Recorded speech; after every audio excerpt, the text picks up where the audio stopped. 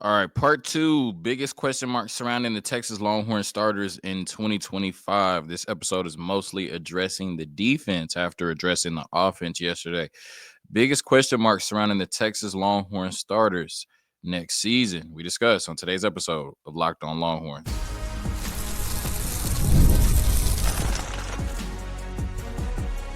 You are Locked On Longhorns, your daily podcast on the Texas Longhorns. Part of the Locked On Podcast Network, your team every day. Locked On Longhorns, the show. Jonathan Davis, your host. Today's episode of Locked On Longhorns brought to you by FanDuel. Super Bowl 59 is here, and there's no better way to make every play more exciting than with FanDuel Sportsbook. New customers can bet just $5, and if you win, you'll score $200 in bonus bets. Download the app or head to FanDuel.com to get started.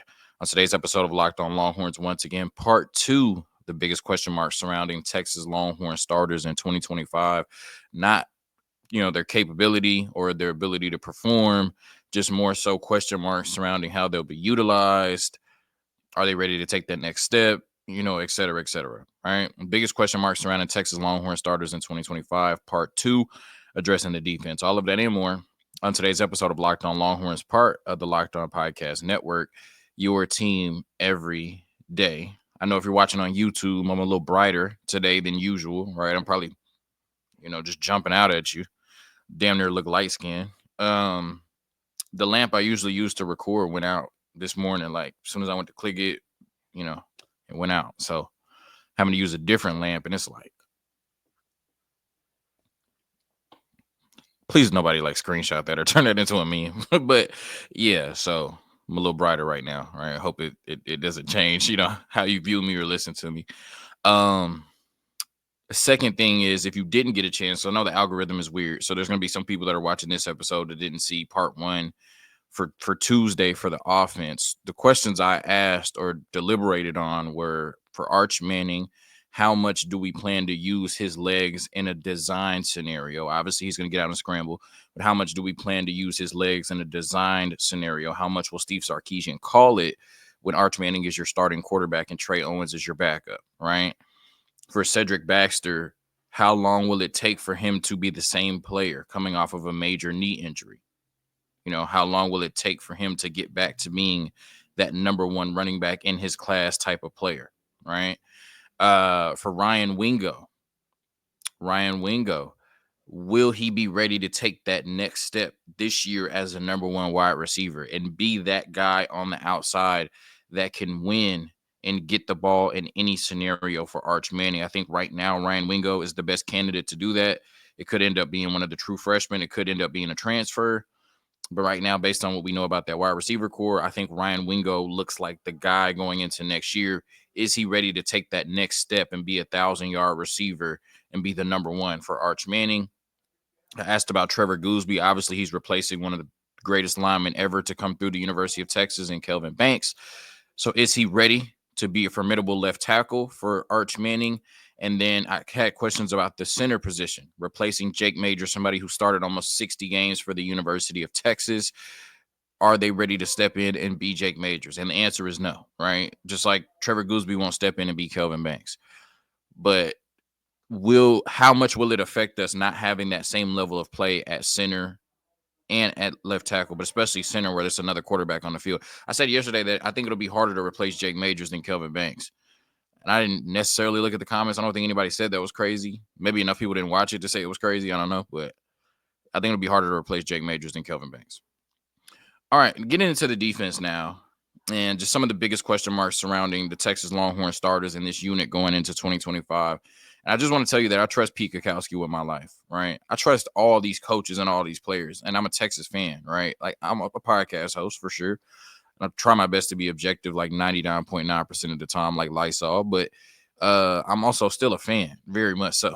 I'm still very much a Texas fan. So, like, I mean, I'm just going to have my burnt orange glasses on it and it's going to work until I see it not work. You know what I'm saying? Like, even if I have question marks, I'm like, all right, well, we'll figure it out.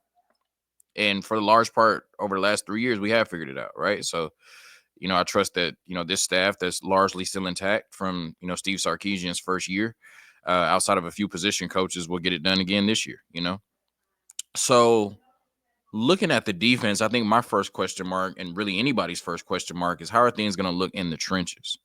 I think we're good at the edge positions, but how are things going to look in the trenches, the meat at defensive tackle? Pause.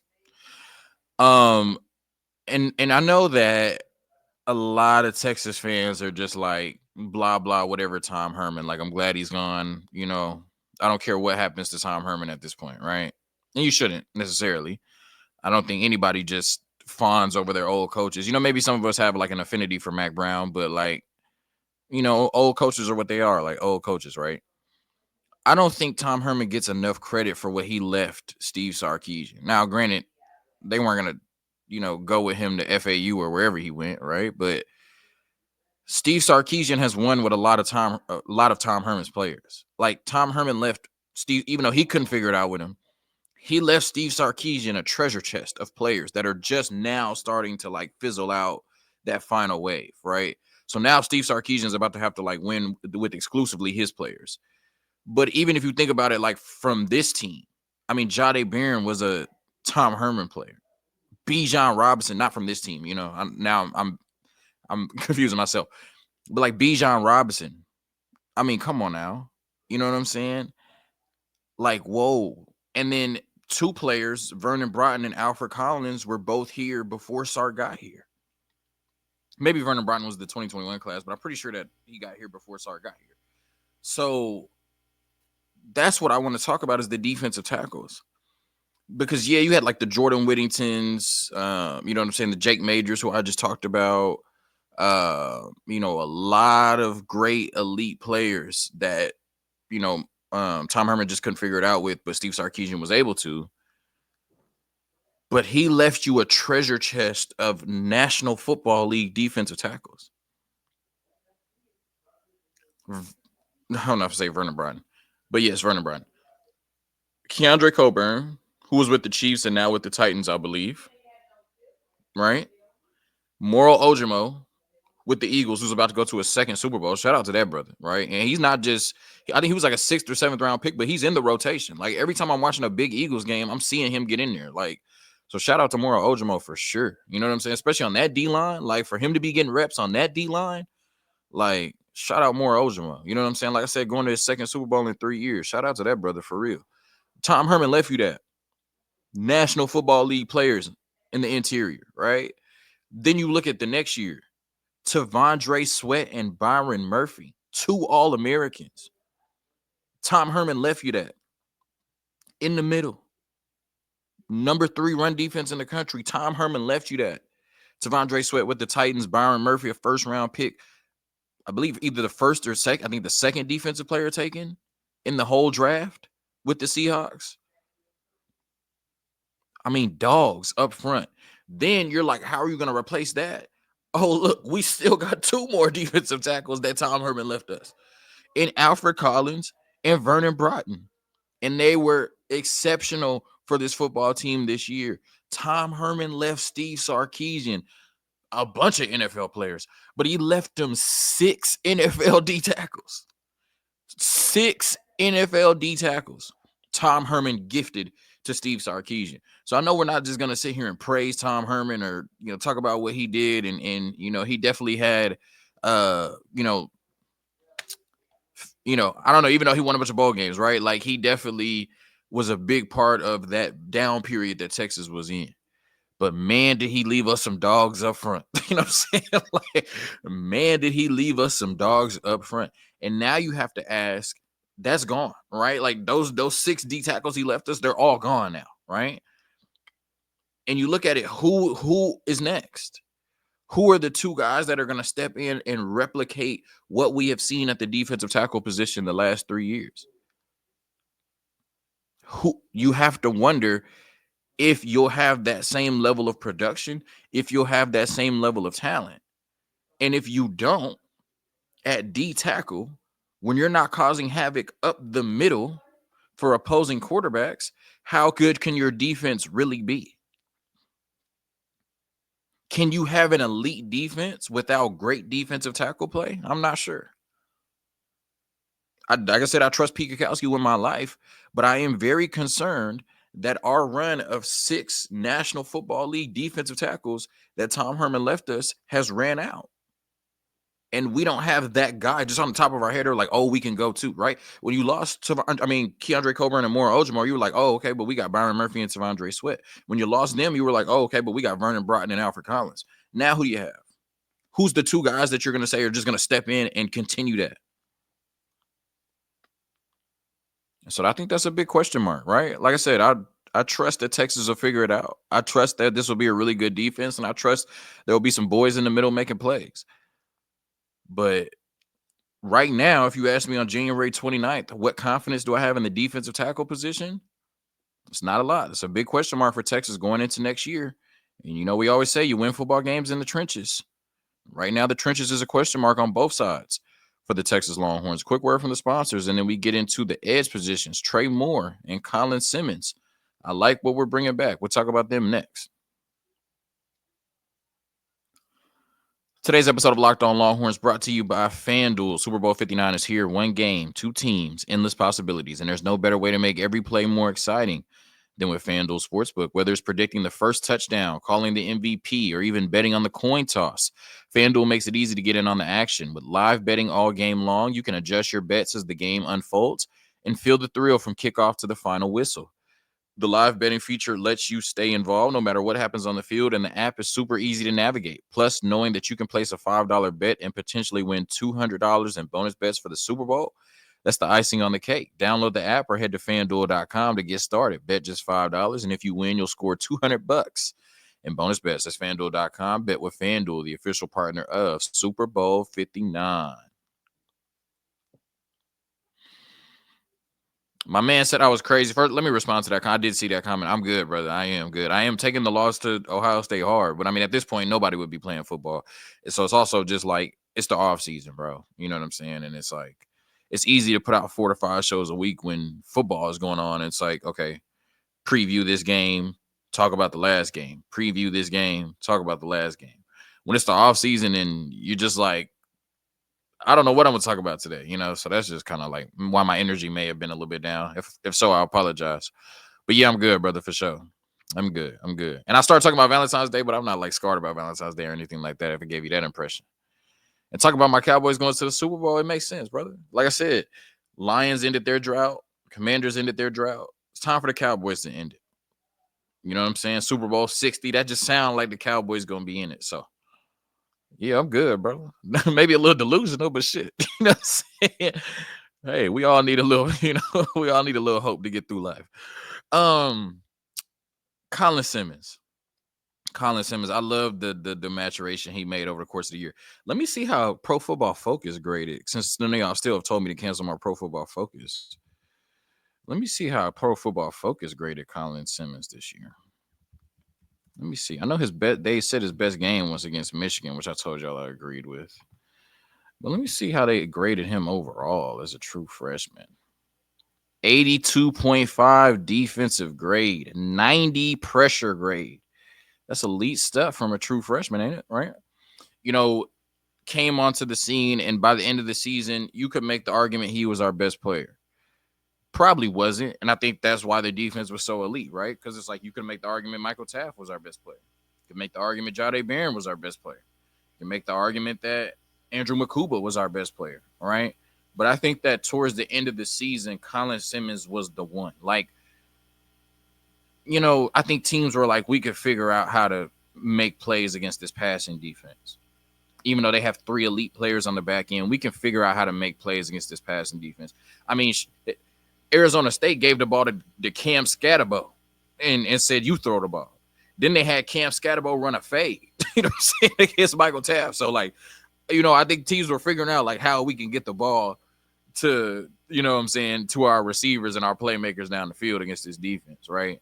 Even when we took away Jeremiah Smith, they were just like, all right, we'll just go to Carnell Tate in the tight end. Like, okay, we'll go to Amigo Buka first. You take him away, then we'll just start going to Carnell Tate, our other 5-star receiver, right? So, and then Clemson, Clemson didn't win the game, but in terms of their passing offense versus our pass defense, they won that matchup, right? So I think the one player that was just really putting fear in opposing offenses at the end of the year was Colin Simmons, right? True freshman, just a man amongst boys. I was talking to, it's funny, I think the Arizona State host said this, right? Like, Colin Simmons will be a first round pick this year. And I remember talking about how, like, if you just look at like any edge player, damn near every edge player in like the last 5, 6 recruiting classes, even going like before that, you can go back to damn near like Myles Garrett. They usually always get it right. Like those top 10 players in the country that are edge players or top 10, top 20, they usually always end up being first round picks. And Colin Simmons, he's just that type of talent, bro. Like already he just looks like a dominant edge player. And you're talking about somebody who is only going to get better going into a sophomore year, and then Texas gets him for another year. So I think my question surrounding Colin Simmons is, can he become that dominant edge player this year? And I think that he already started to get there towards the end of the season, where he was that, pass rusher that put fear in opposing offenses' hearts, right? When you talk about the three most important positions on the field, we always say quarterback, left tackle, or right tackle if your quarterback's left-handed, but most of the time left tackle, right? Protecting the quarterback's blind side. And then that edge rusher. You need that dominant edge rusher that at any point can take over the game and force a negative play for the offense. And Colin Simmons was that guy. But I think there's more to being a dominant edge player than just being able to get pressure or just being able to get sacks, right? Because you want to constantly get pressure on the quarterback. You want to hurry the quarterback, right? You want to force, opposing offensive lines to double team you or account for you with the chip block, maybe with the running back or the tight end, which either takes one more wide receiver out of the equation or at least delays them getting into their route, right? If the offensive line has to double team Colin Simmons, that gives everybody else one-on-one opportunities across the board, making game-changing plays, right? Being able to get strip sacks, being able to get your hand on the ball, being able to force incompletions with that pressure. But what we don't talk about with edge rushers enough, and I was watching a clip of Cam Jordan from the Saints the other day, and he was like, you have these edge rushers that can get you 10 to 11 sacks a year, and so you just assume they're elite, but every team comes in there and runs the ball directly at them, right? Like, I'm a Cowboys fan. I love Micah Parsons. But there are teams that say we're going to run it right at Micah Parsons. I still think he's elite, of course. But there are teams that say we're going to run the ball right at Micah Parsons. And so I think that's the next step for Colin Simmons as well. Can you be just as dominant against the run that you are against the pass? Can you force teams to just want to avoid you, period, right? To make sure they have numbers and extra resources allocated towards you to have to stop you in the passing game, but also saying we cannot run the ball over there towards Colin Simmons because it's going to lead to a negative play or tackle for loss, right?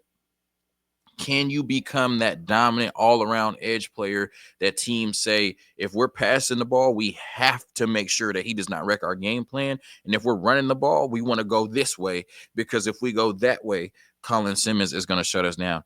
Can he take that next step, right? He already looked like one of the best young defensive players in the country. Can he become that dominant edge that's like, oh, yeah, for sure, when it's his time to come out, he's going to be a top 5 to 10 pick? And I think that's the next step for him in terms of his maturation, is being that player that is just a game plan wrecker. And no matter if they want to pass the ball or run the ball, it's going to be hell trying to do it with Colin Simmons on the field. Now, Trey Moore on the other side, I want to see if he can be that player that we saw at UTSA. And I thought we saw that down the stretch, right? Because remember, he didn't have a sack like his first 7 games or something like that. And then he really started to come on, had a couple 2-sack games. Let me look at, like I said, we got the Pro Football Focus right here. So let me look at what Trey Moore ended up with. I know he had the fumble recovery in the Florida game. So ended up with a 75.1 defensive grade, 77.3 pressure grade. Ended up with 8 sacks on the season. Yeah, had a really good season. Most of it down the stretch. He had 2 forced fumbles. Okay. Really, yeah. So really solid season. Yeah, 1 batted ball, 21 tackles. And so, I mean, that's certainly a really good season still from an edge player in college. 8 sacks, a couple of forced fumbles. Can he be that double-digit sack guy, right? Because at UTSA, he had 22 and a half sacks over 2 years, even though only one of them was a double-digit year. He had 14. but the other one was like 8. So that's in line with what he did last year. But with Colin Simmons on one side, right? Even though we have 2 really good edge players, with Colin Simmons on one side, you're pretty much guaranteeing that Trey Moore is gonna get one-on-one matchups all season. Like if they're going into any game and saying we need to stop anybody, it's gonna be Colin Simmons. So Trey Moore should be able to feast off of that. So I'm looking for Trey Moore. Can you be that player that you were at UTSA? Right? Can you get to double-digit sacks? Can you just be an absolute game wrecker in every game? And like I said, the numbers in the first 8 games where he didn't have a sack doesn't mean that he was just non-existent. He was still making plays, still getting pressure on the quarterback. Like, let's look at it before he had his first sack. Where the pressure's at? Where the pressure's at? I don't know if it's showing me the pressures. Anyway, he was getting pressure on the quarterback, right? Like, you know what I'm saying? He just didn't have the numbers necessarily to show for it in the box score, right? But can you be that guy with Colin Simmons getting that extra attention on the other side, with teams coming into game plan to stop Colin Simmons? Can you be that guy that makes them pay for it, right? Because he's going to get favorable matchups all season long. Can you be that guy that comes out and absolutely dominates offenses and, you know, kind of makes them pick their poison, right? Are you going to try to stop Trey Moore? Okay, cool. We got Colin Simmons over here. Are you going to stop Colin Simmons? Cool. Okay, we got Trey Moore over here. So can he be that guy, right? That kind of forces, basically, you know, just forces offenses to pick their poison, right? No matter what you do, your answer is wrong, right? Can Trey Moore put offenses in that position this year to, no matter what they do, making them wrong, right? I think he can. I think he's that type of player. Has to get off to a faster start, but also be more consistent and be dominant throughout the whole season. He was hot as hell the end of the season. Can he start that from game 1? And I think he will be able to with Colin Simmons on the other side. And then, of course, we'll still be able to rotate with Ethan Burke, Colton Vasek, and some of those other guys we got at defensive end. A quick word from the sponsors, and then we get into the back end. What are things going to look like? We discuss.